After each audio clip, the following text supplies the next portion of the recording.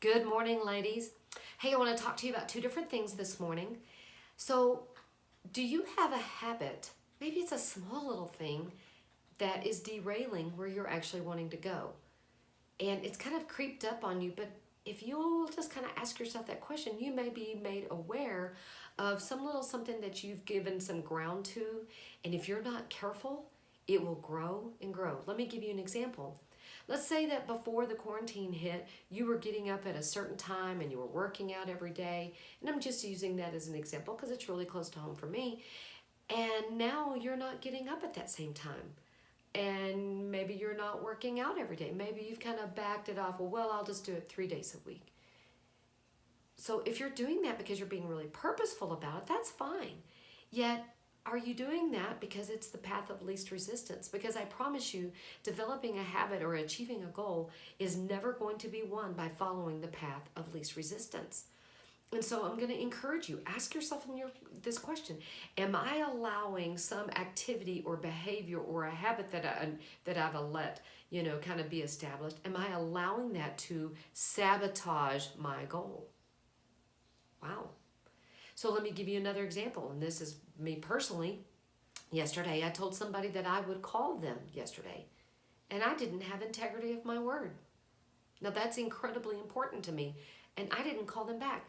And I could tell you all the reasons why, but they're just excuses, and it wasn't even a phone call that I was dreading. So this morning when I woke up and thought, I never did call her back, I had to text Emma and say, oh, I'm really sorry. I did not call you back when I told you I would. And so what time would be good for you today? Because I don't want to let those small things derail me. Ladies, even the Bible talks about how the little foxes can spoil the vine.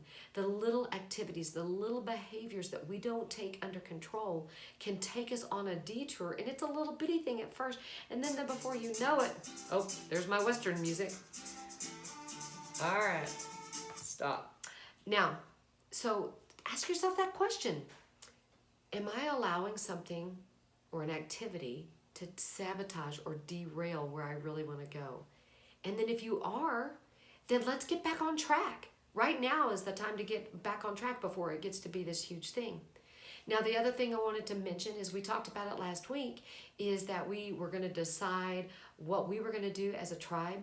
So I've made the decision it needs to be revolved around food in some way, whether it's the food bank or Acts community.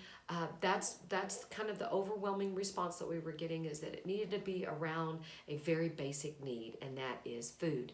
And we have a lot of different ministries that are serviced by the food bank or by some of these other ministries that are providing food for people.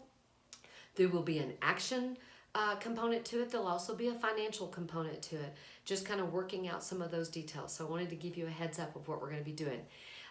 Would certainly love your input on that. I really believe that there is wisdom when more minds than just one get together.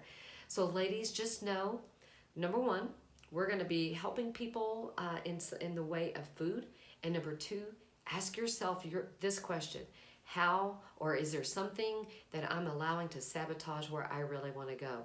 And I promise you, ladies, if you'll take care of that now, before it becomes a big thing, you'll thank me for it later. Sure love you guys, and see you soon.